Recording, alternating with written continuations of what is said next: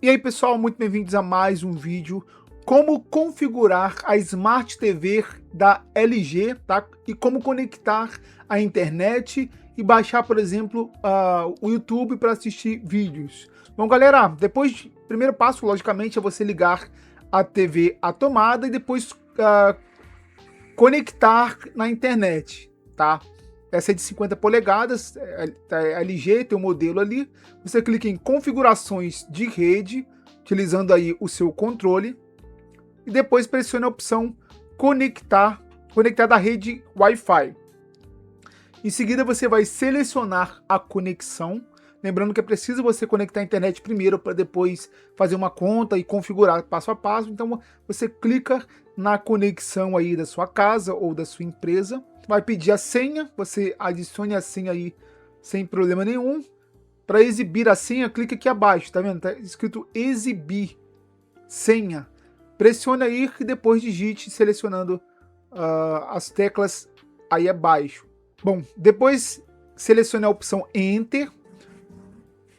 Só aguardar, quando tiver tudo verdinho aqui, significa que está conectado. Vai aparecer isso aqui, alterações do país, reiniciará sua TV e você poderá precisar dar seu consentimento aos acordos de usuário da LG novamente. Além disso, a disponibilidade de alguns aplicativos e serviços pode variar com base no país dos serviços LG. Então, basicamente, você precisa clicar para a TV identificar o país, tá? Então, basta selecionar a opção Sim, tá? Dê prosseguimento caso apareça isso aqui para você.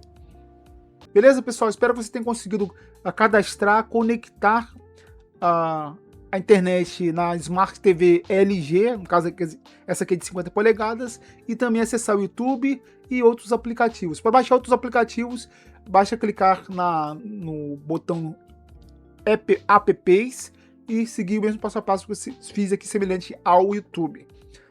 Curtir seu like, comente se teve alguma dúvida aqui abaixo, e não esqueça de compartilhar e, claro, se inscrever no canal.